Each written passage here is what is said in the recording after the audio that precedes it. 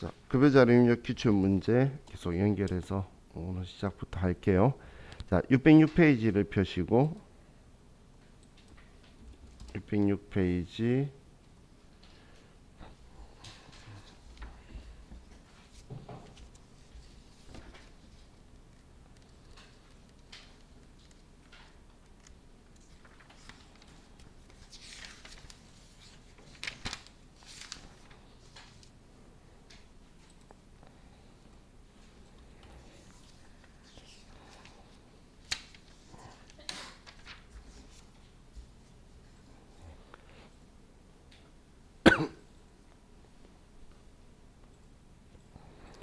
지금 우리가 비대면이다 보니까 대면보다 그 지금 저도 그렇고 뭐 지어진 시장님도 그렇고 하원도 그렇고 뭔가 해드리려고 해도 뭐 해드릴 수 있는 그게 좀 기회가 잘 안 돼요. 그래서 비대면 수업이 제가 지금 이제 회차 수로 3회차 반이에요. 전체 영어면 6번째 반인데 지금 3회차 반인데 그 반마다 특성이 있어요. 다들 적극적이신 분들은 그래도 이제 비대면이라도 대면인 만큼 그 가져갈 수 있는 걸 다 가져갈 수 있도록 노력을 하시는데 또 그게 아닌 소극적인 반들이 있어요. 그때 보면 조금 안타깝다고 해야 되나? 왜냐면 본인이 받을 수 있는 혜택이라든지 뭐 지원을 전혀 교감이 없으니까 이제 지호진 시장님이 뭘 도와주려고 하는지도 느낌도 없고 제가 또 뭘 알려드리고 또 뭘 도와드리려고 하는지도 별로 느낌이 없죠. 그러다 보니까 조금 다른 반보다 피해보는 느낌이라고 해야 되나? 같은 수업을 했는데도 이제 다른 반에서 얻어간 거랑 이제 또 아닌 거랑 그게 좀 차이가 나면 보면 좀 안타까워요. 그래서 가급적이면 본인이 권리라고 생각하시고 그 본인이 필요한 거 있으면 최대한 가져가려고 적극적으로 좀 노력을 하세요. 지금 뭐 일단 제일 중요한 건 올해까지는 코로나가 종식이 안 돼요. 여러분이 자기 발전을 일으키든 뭐든 일을 생각하든 올해는 계속 이렇게 될 건데 그러면 언택트로 할 때에 본인이 자기가 원하는 걸 어떻게 다 득해갈 수 있을지 뭐 이런 방법론적으로도 적극적으로 해야 되지. 아니면 지금 하루에 4-500명씩 계속 코로나 일어나고 있죠. 그 환자가 발생하고 있죠. 그런 것에 노출돼서 나가지 않으면 좀 뒤져요. 다른 사람들보다 뒤처진다는 거예요. 뒤진다니까 죽는다는 느낌 같네. 근데 그 누구나 전부 다 똑같이 하는 이야기가 지금 같은 이 시기에 자기 발전 안 일으킨 사람하고의 그 사회적 격차는 훨씬 더 커질 거라는 건 누구나 다 똑같은 이야기를 해요. 왜냐하면 지금 다들 주춤해 있는 상황인데 그냥 옛날 그대로 기다리고 있는 사람은 나이만 더 먹는 거예요. 그래서 자기 발전 일으키러 오신 여러분들 정말 대단하고 그런데 그때 이 기회를 이용하는 거 최대한 본인한테 효익이 크도록 그렇게 했으면 하는 게 제 바람이에요. 지금 우리 이 세무 같은 경우는 4차 산업혁명 이야기하면서 뭐 없어진다는 직군 중에서 그 세무사업에 관련된 게 항상 수치가 1이 제일 높은데 0.999 치고 있죠. 5위 안에 항상 들어가요. 근데 많은 사람들이 그 오해하는 게 어느 게 없어지냐면 세무 대리인이 대리인의 역할을 하는 게 사라지는 거예요. 왜냐하면 우리의 소비가 일어나고 소득이 일어나는 게 이제 전부 다 전산화로 다 잡히기 때문에 세무 대리인의 역할이 굳이 필요하지 않고 대신 반대로 그 기업의 회계 담당자의 역할이 더 비중도가 높아지는 거예요. 그러면 이제 옛날처럼 단순 격리나 하지 이런 이야기는 5년 10년 안에는 사라져요. 이제는 그 일을 하는 사람이 지식이 어느 정도 안 되면 그냥 청소나 해야 돼요. 회사 가서 문서 수발이나 하고 그런 사람은 이제 필요가 없는 시대가 되죠. 그렇기 때문에 그 지금 이 시기에 여러분들이 어떤 일을 하시고 싶다 그러면 이제 좀 더 높이 만들어야 돼요. 심지어는 좀 닭튀기는 사람도 이제 사라져갔죠. 옛날에는 아침에 자명종으로 사람 깨워주는 일을 하는 회사 그 직업도 있었대요. 그게 자명종이 생기면서 사라진 아무도 모르게 사라진 직업 중에 한 개예요. 그런 것처럼 계속 사라지는 것들이 자연스럽게 막 없어지는 거니까 우리도 거기에 맞춰가지고 이제 고지식도 필요하지 단순하게 몸만 쓰는 일은 우리보다 더 훌륭한 로봇들이 더 해줄 거예요. 그리고 계산하는 거 컴퓨터가 다 해줄 거예요. 이제 판단 그 기계가 못하는 판단을 이제 우리가 해야 되겠죠. 그렇기 때문에 자기 발전 일으키는 데에도 좀 하셔야 미래에도 또 본인이 하고 싶은 일을 더 잘할 수 있을 것 같아요. 자, 이제 606페이지 준비되셨으면 이제 시작할게요.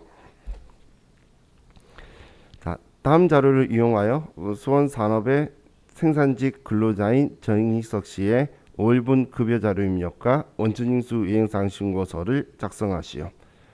전월 미환급세액은 15만 원이며 급여 지급일은 매월 말일이다.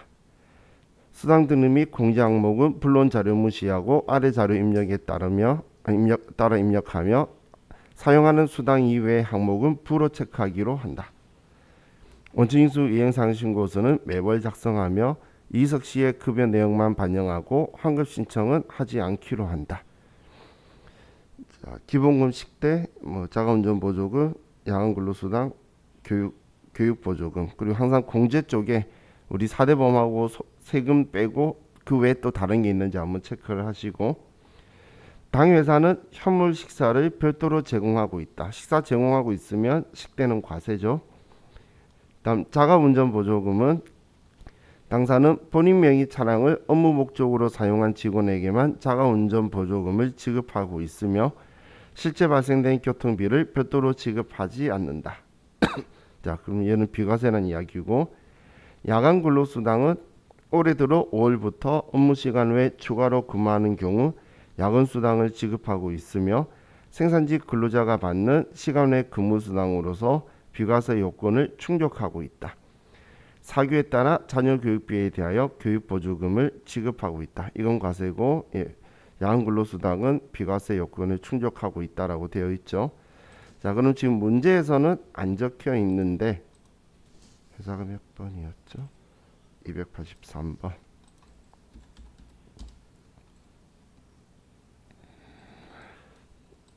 자, 일단 사원 등록에 정희석 사원이 생산직 연장근로 비과세 혹시가 안 돼 있을까봐 제가 체크하러 온 거예요. 지금 들어와 있죠. 전에 과거에는 제가 이렇게 문제를 보면서 문제에서 급여 자료 입력, 원천징수 이행사항 신고. 근데 방금처럼 사원 등록에 수정해야 되면 사원 등록이 적혀 있었어요. 그래서 안 적혀 있으니까 하지 마세요라고 제가 금방지게 계속 이야기하다가 언젠가 한 번 시험에서 문제에 안 적혀 있는데 체크해야 되는 적이 한 번 있었어요. 저 때문에 다른 분들이 피해본 것 같은 그런 느낌이 든 거예요. 피해본 거죠, 안 가신 분들은. 그래서 그 다음부터는 이런 상황이 되면 되어 있는지 꼭 체크하러 가봐요. 안 돼 있으면 급여 자료 입력에서 비과세로 안 잡히고 과세로 잡힐 거잖아요. 그죠? 자, 그럼 우리 비과세 체크했으니까 이제 급여 자료 입력에 가서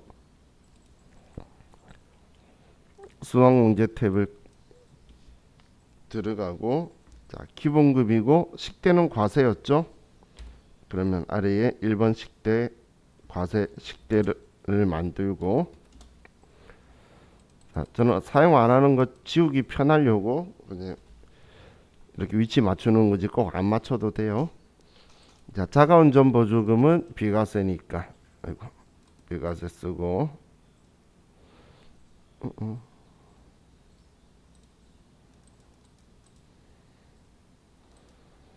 일단 야간 근로수당은 일단 여기에서는 비과세를 쓰고 사원 등록에서 과세 비과세를 선택해서 반영시키는 거였죠. 자, 그리고 교육 보조금도 과세로.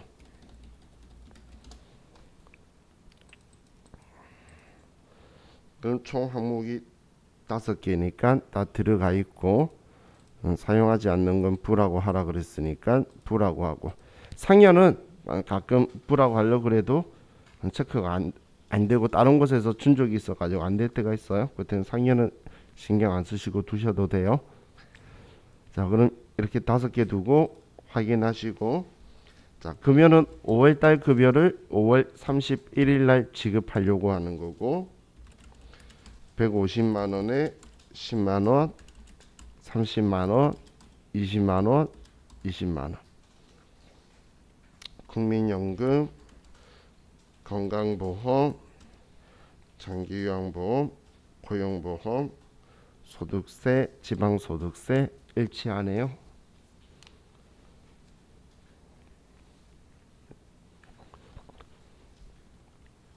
자, 입력 다 되셨으면 창 닫고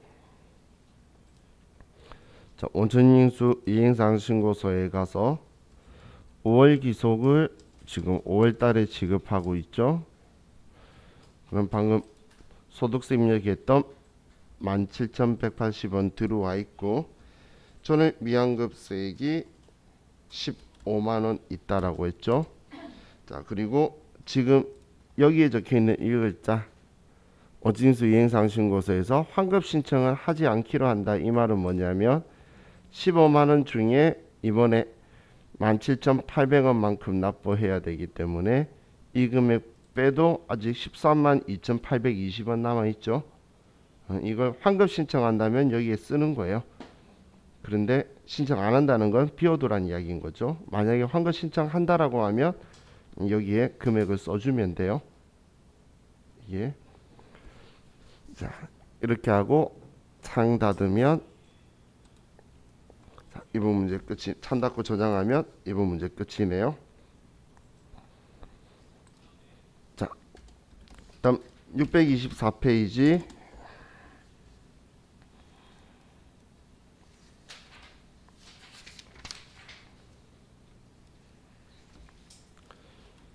285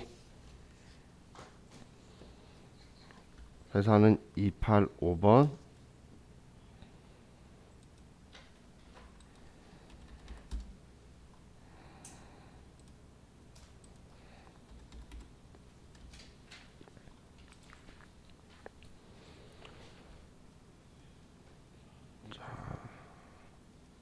문제 볼게요. 자, 당사는 매월 말일에 급여를 지급하고 있다. 오나라의 아래 7월 급여 대장을 바탕으로 급여자료 입력 탭에서 급여 항목과 공제 항목을 입력하고 원천징수 이행상신고서를 작성하시오. 단 수당공제 시 해당 없는 항목은 사용 여부를 부로 체크하고 월정의 여부는 무시한다. 또한 식대와 자가운전 보조금은 비과세 요건을 충족했으며 전월 미환급세액은 2만원으로 가정한다. 지금 기본급, 직책수당, 상여, 식대, 자가운전 보조금 이것뿐이네요. 그럼 여기서 지금 식대, 자가운전 보조금 비과세라 그랬고 얘들은 당연히 과세인 거고 뭐 특이한 거 없네요. 자, 그럼 급여자료 입력 가서 수당공제로 들어가고 자, 기본급, 직책수당, 상여, 식대, 자가운전 보조금 이건 그냥 이렇게 체크만 해도 그만 눈에 들어오네요. 사용하지 않는 건 부라고 하라 그랬으니까. 자, 그럼 확인하고 7월달 급여고 지급일이 7월 31일 오나라씨 250 20만원 50만원 10만원 20만원 국민연금 건강보험 장기요양보험 소득세 지방소득세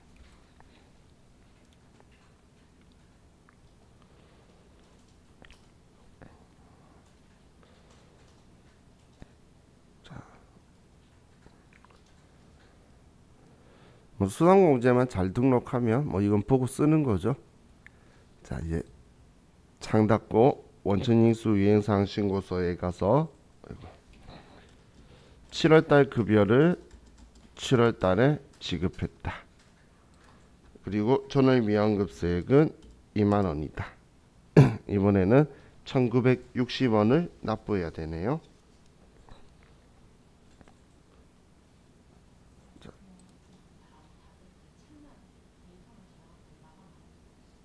마감하는 건 쉬운 문제 아니에요. 자, 하고 저장.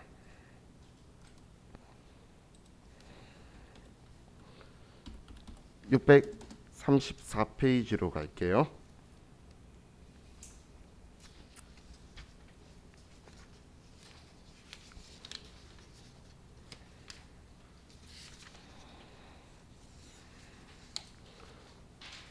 회사는 286번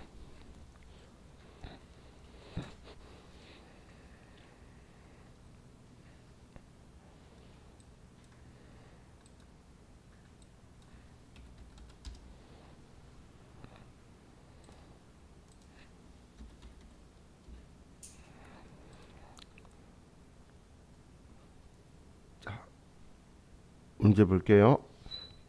다음 자료 이용하여 사원 김민국 씨의 필요한 수당 등록과 7월분 급여 자료 입력, 수당 공제 및 공제 항목은 불론 자료 무시하고 아래 자료에 따라 입력함. 자, 원천인수 이행사항 신고서 작성하고 급여 지급일은 매월 말일이며 전월 미환급세액 31만 원이 있다. 원천인수 이행사항 신고서는 매월 작성하며 김민국 씨의 급여 내용만 반영할 것. 자, 식대 육아수당은 비과세 요건을 충족한대요. 그럼 자가운전 보조금은 과세란 이야기죠. 근데 지금 급여는 안 적혀 있네, 그죠? 자, 그럼 육아수당만 만들면 되겠어요? 나머지는 땡 영원이니까, 그죠?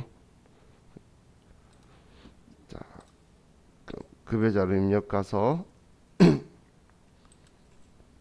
수당공제로 가고 비과세에 육아수당 하나 만들어 주고,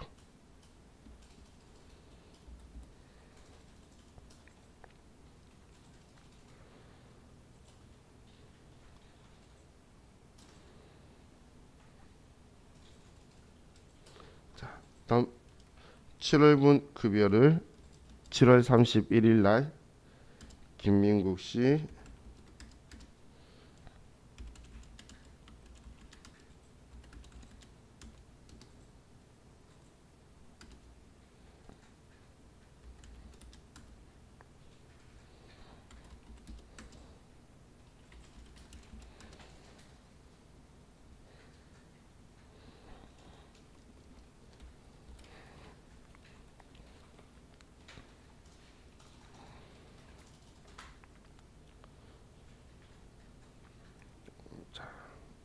먼저 이렇게 체크하고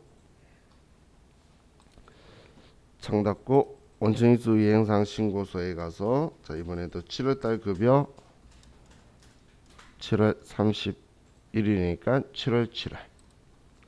이제 전월 미환급세 위치 그냥 보면 바로 위치 이쪽으로 가겠죠.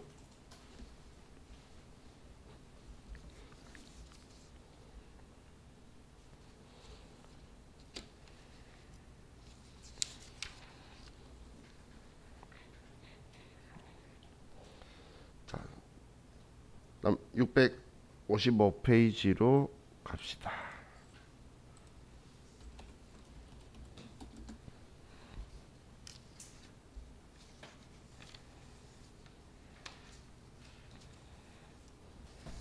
(288)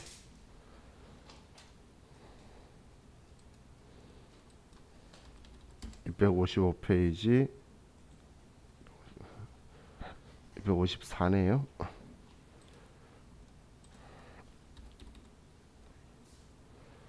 288번.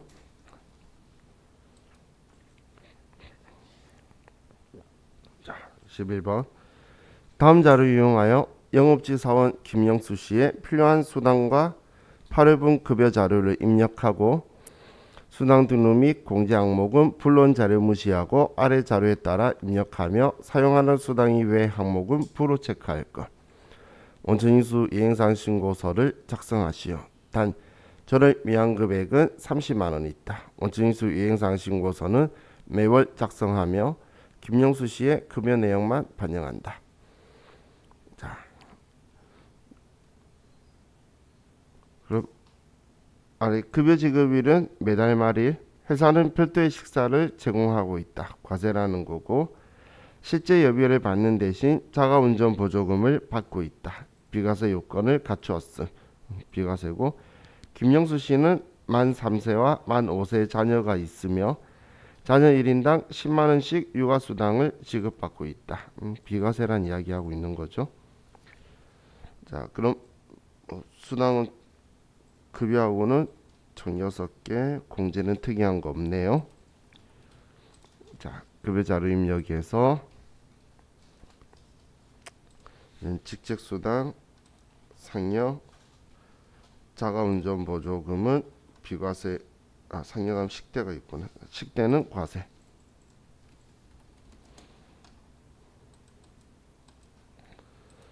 다음 자가운전 보조금은 비과세고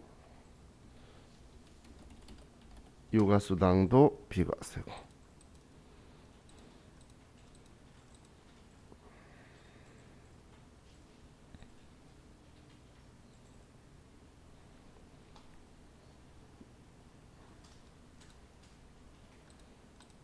이거 있구나.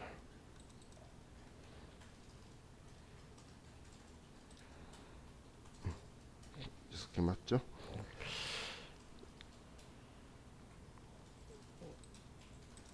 자, 쓰면 8월분 급여를 매월 말이니까 8월 31일 날 180만원, 20만원, 25만원, 15만원, 20만원, 20만원.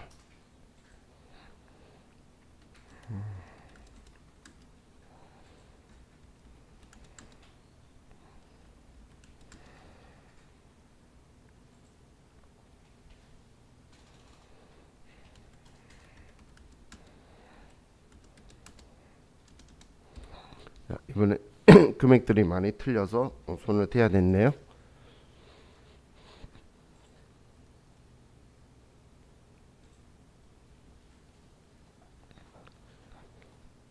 자, 하셨으면 창 닫고 원천인수 이행사항 신고서에 가서 8월분 급여를 8월 달에 지급한다. 저는 미환급세액은 30만 원이 있다. 이렇게 하면 얘도 끝이네요. 자, 그럼 이제 단순 급여 자료 입력만 있는 건 끝이 났는데,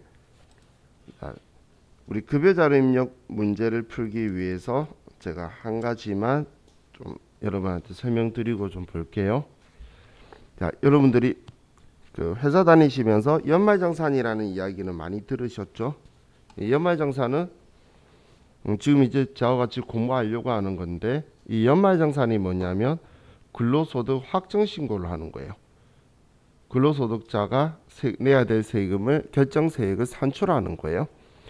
자, 그냥 화면만 보시면서 제가 어떤 건지 설명드리는 게, 중도 퇴사자 정산시켜주고 보내야 되는데 그걸 급여 자료 입력에서 할 건데, 그때 이 연말정산이라는 메뉴가 나올 거예요.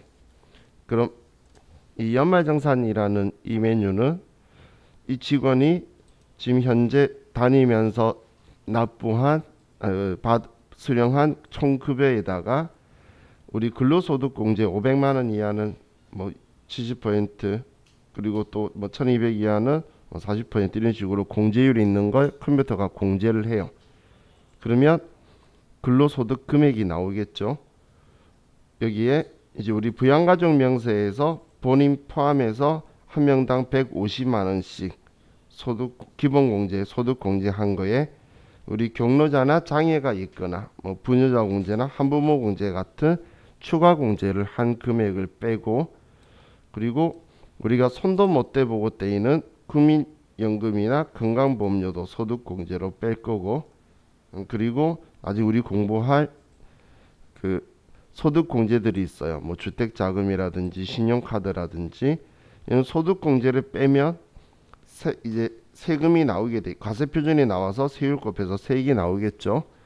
그러면 이 과세표준에서 세액이 있고, 세액을 구하고 나면 여기에서 우리 뭐 자녀가 몇 명이다, 뭐 자녀세액 공제, 근로세액 공제, 그리고 뭐 연금이나 보장성 보험이나 의료비나 이런 것들을 세금에서 뺄 건데, 지금 이 행동을 하는 이유는 마지막에 이걸 구하기 위해서 하는 거예요.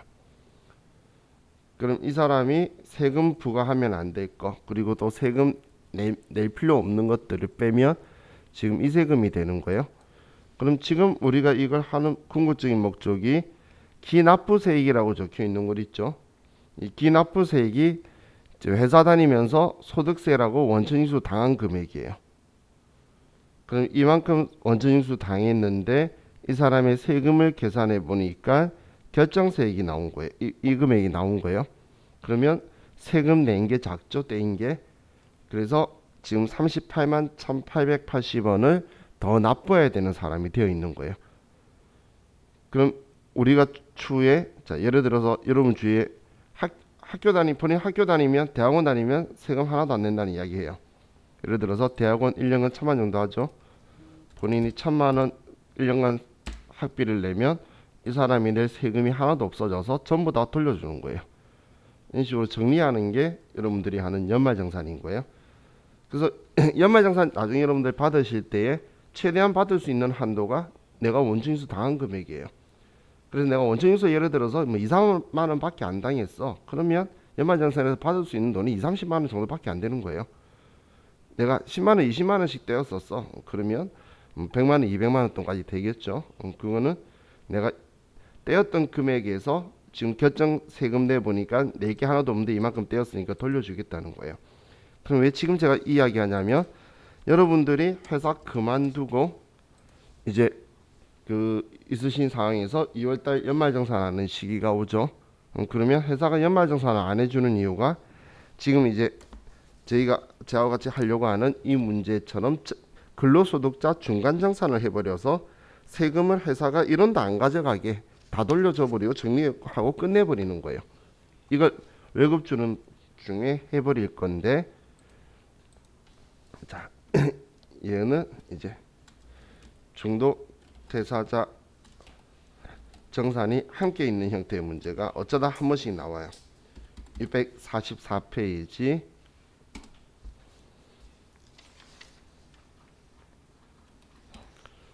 회사는 287번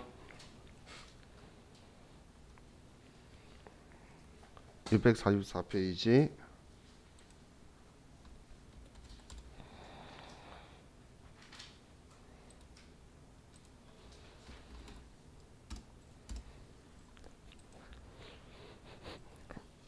자, 그럼 문제부터 볼게요.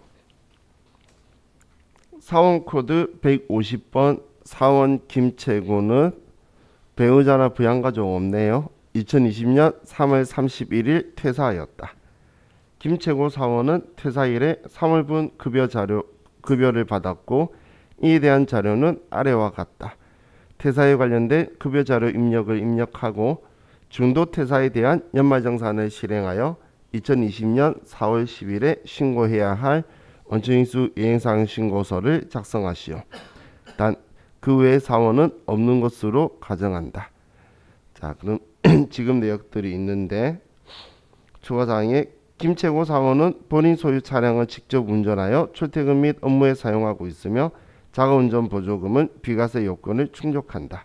식대도 비과세 요건을 충족한다. 그래서 얘네들은 비과세 요건을 다 충족하는 거네. 자, 그럼 이제 직원이 그만뒀죠. 그럼 중도 퇴사자 정산을 월급 주는 중에 메뉴가 활성화 시키려고 하면 제일 먼저 해야 되는 게 사원 등록에 가서 첫 번째가 여기 김채고 사원의 퇴사 연월일을 쓰는 거예요. 2020년 3월 31일 날 그만뒀대. 자, 여기 퇴사 연월일을 쓰면 퇴사자 마크가 뜨죠.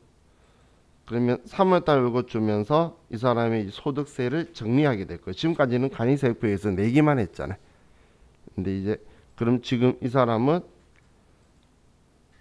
이제 오늘 3월달 끝까지 월급 해가지고 정리를 시켜버릴 거라는 거예요. 올해 것만. 자, 그럼 이제 급여 자료 입력에 가서 먼저 수당공제, 기본급, 식대 비과세고,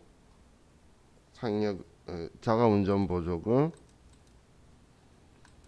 야간 근로수당, 상여금, 치킨수당, 다른 건 다 있나 보네.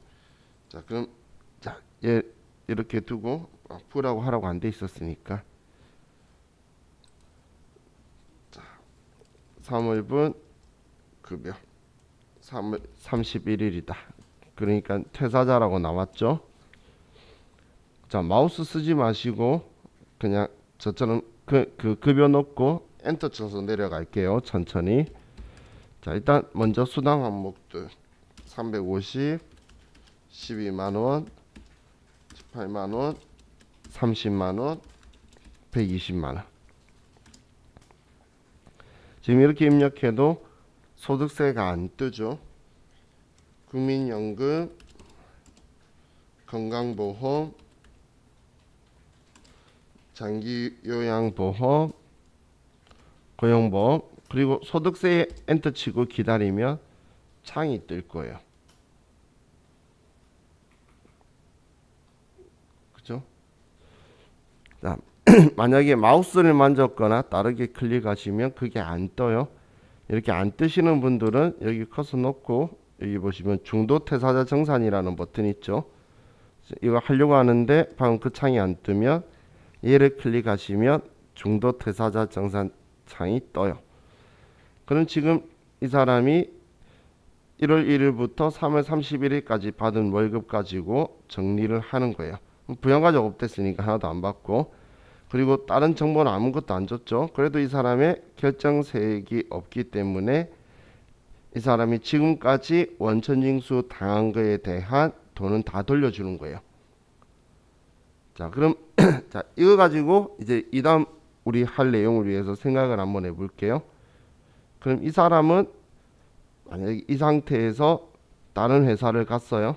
그러면 지금 이 회사에서 세금을 낸 게 있나요? 이렇게 돌려줘 버리면은 세금 낸 게 없죠. 그죠? 지금 결정세액이 0원이라서 지금까지 냈던 세금을 다 돌려주는 정리를 하는 거예요, 지금. 그러면 이 다음 회사 갔을 때 전 회사에서 낸 세금이 있냐라고 나중에 이제 우리가 쓸 건데, 전 회사에서는 결정세액을 납부한 거기 때문에 지금 전부 다 돌려받으니까 돈 낸 게 하나도 없다는 거예요. 그래서 기납부세액이 낸 세금이 아니고 결정세액이 전 회사에 낸 세금인 거예요. 이걸로 정리해 줄 거거든. 여러분들이 그만뒀으면 그 다음부터 소득세 가지고 전 회사가 이야기 안 하는 이유가 이것 때문이에요. 완전히 정리를 끝내버렸으니까 우리 회사에 세금을 준 적이 없어요. 회사가 예수금으로 가지고 있는 게 단 1원도 없다는 이야기예요. 그럼 이제 얘를 아래 급여 반영이라고 누르시고, 그러니까 거꾸로 공제 라인인데 이 세금을 다 돌려주겠다고 뜨잖아요. 그죠? 그래서 이 사람한테 줄 월급이 늘어나 있죠. 이 금액만큼. 그리고 중도 정산 적용함이 들어와 있어야 정확하게 입력이 된 거예요. 자, 그럼 이제 창 닫고 원천징수 이행사항 신고서에 가서 3월분 급여를 3월 달에 지급하죠. 저 4월 10일 현혹되시면 안 돼요. 원래 3월 달 지급한 거에 대해서 다음 지급일 다음 달 10일 날 신고하는 거예요. 원천징수 이행사항 신고서는. 만약에 4월 10일 날 월급 줬으면 5월 10일 날 신고하는 거예요. 3월 달 월급이라도. 자, 그럼 지금 이 사람은 당연히 방금 급여 명세서에서 급여 자료 입력에서 올해 거 소득세 칸은 비워놓고 중도 정산하기만 했죠. 그래서 중도 퇴사자 정산되어 있는 여기에 마이너스로 되어서 이 돈을 이대로 넘기면 다음 달에 이제 전월 미환급세액이 되는 거고, 환급 신청하려면 이렇게 하는 거예요. 지금 이 작업은 매년 연말정산 신고할 때 2월 달에도 이렇게 여러분들이 회사에 작업한다라고 보시면 돼요. 자, 이렇게 하고 창 닫으면 얘도 끝이에요. 간혹 중도 퇴사 정산이 나오니까 나오면 퇴사 일자 입력하는 거 확인하고, 그리고 방금 중도 퇴사 정산이라는 창이 떠서 중도 정산 적용함이라고 뜨도록 확인하는 거, 그걸 꼭 안 잊고 작업을 하셔야 돼요. 자, 여기까지가 우리 급여 자료 입력이었고, 자, 이제 교재 309페이지로 갑시다.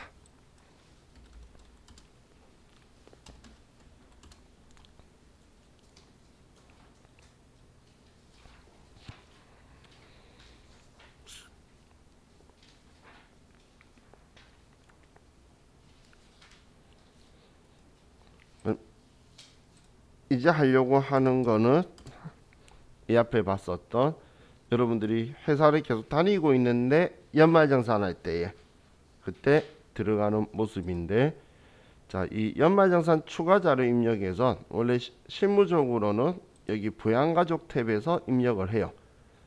우리 가족이 신용카드 썼다라고 하면 그 가족에 대한 정보가 국세청 자료다 아니면 기타 자료다. 뭐 자녀가 교회 다녔대. 교회는 국세청에 소득 신고를 안 해주죠. 그렇기 때문에 그 기타 소득 시행규칙 자료 받아올 거예요.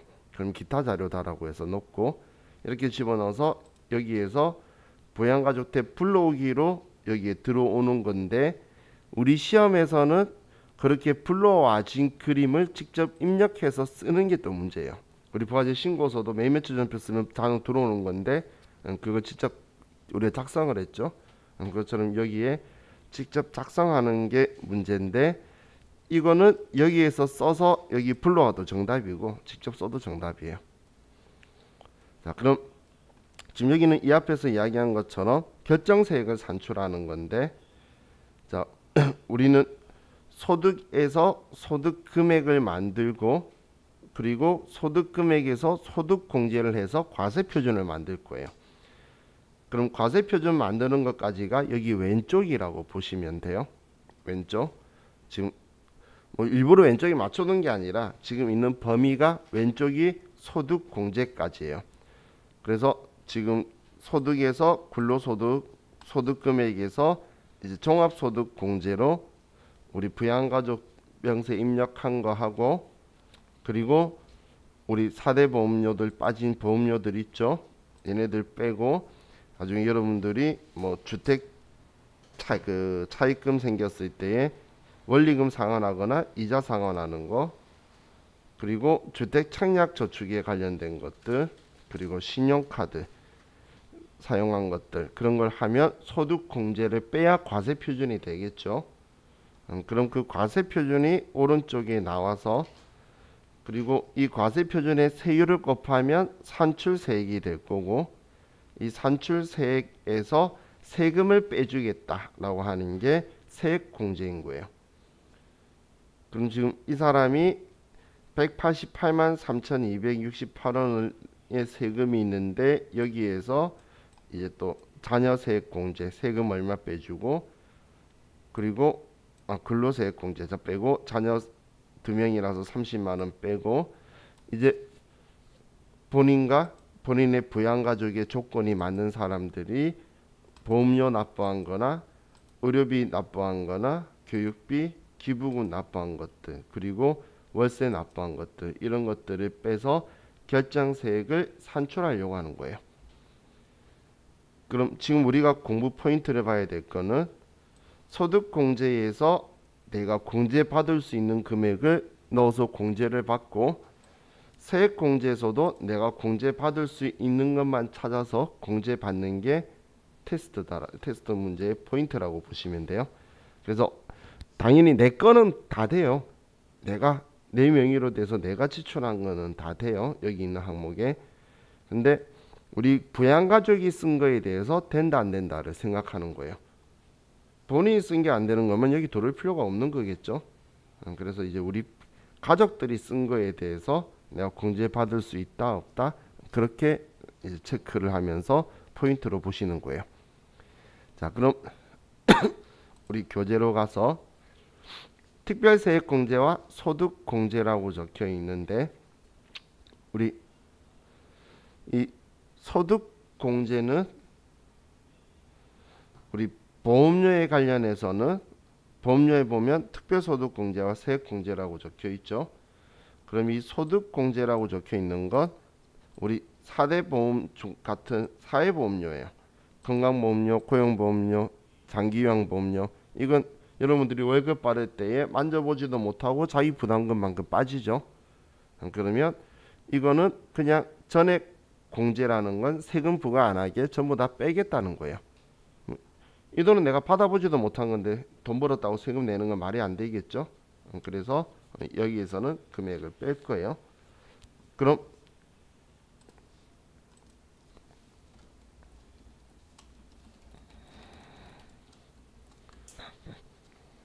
자, 보험료 세액 공제를 보는데 자, 보험료 세액 공제는 기준이 피보험자를 기준으로 피보험자가 기본공제 대상자야지 되는 거예요. 자, 이걸 이제 다른 말로 기본문제 대상자니까 우리 소득 금액의 제한이 있고 그리고 나이의 제한이 있다라고 표현을 해요. 이걸 다 따진다는 이야기예요. 소득 금액 100만 원 이하도 따지고 그럼 1900, 500까지는 없는 거고 나이도 배우자 장애인 빼고는 20세 이하 그리고 60세 이상 따질 거고 그런 걸 다 따져서 피보험자가 기본문제 대상자야지만 해당이지 납입자나 계약자 기준이 아니에요.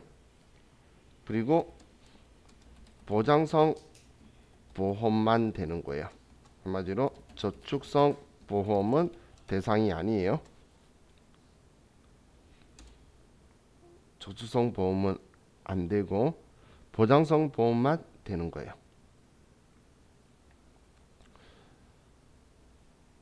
자, 그리고 장애인 전용 보장성 보험은 추가 공제가 되는 거예요.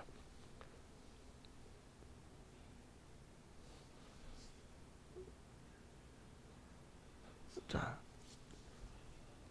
이게 무슨 이야기냐면 자, 보험료는 본인이 납부한 돈이 100만 원이면 더 이상 가족 거 끌고 가봐요. 의미가 없어요.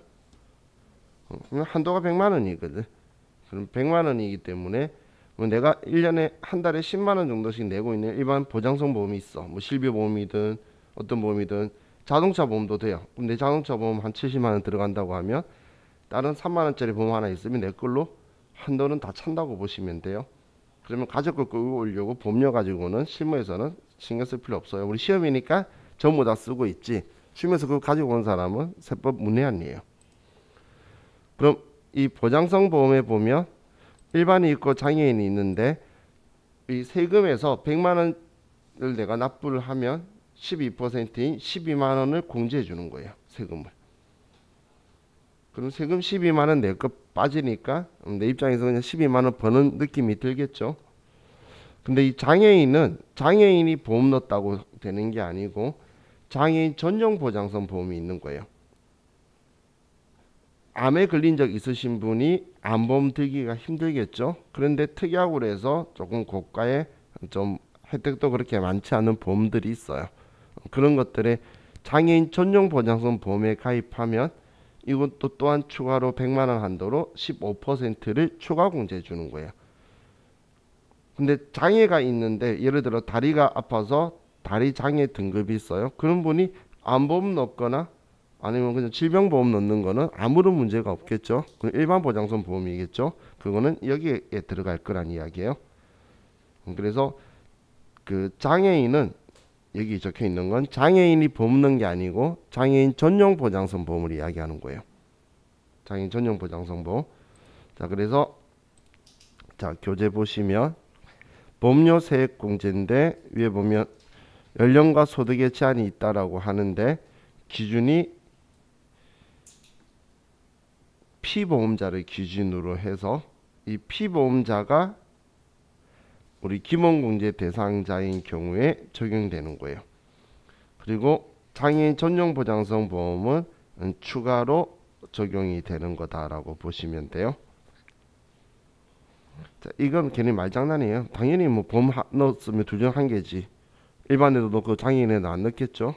그죠? 그리고 다른 상품 뭐 장애가 있으신 분이 전용 보험도 넣을 수 있고 일반 보험도 넣을 수 있겠죠. 그건 각각 다른 거니까 다 따로 쓴다 그 이야기예요. 자, 지금 저와 같이 이제 공부할 게 이제 의료비는 어떠한 거 되고 안 되는 거 빼고 이런 식으로 기준으로 보면서 할 거예요. 자, 이제 쉬었다가 얘네들 계속 더 보도록 할게요. 쉬었다 합시다.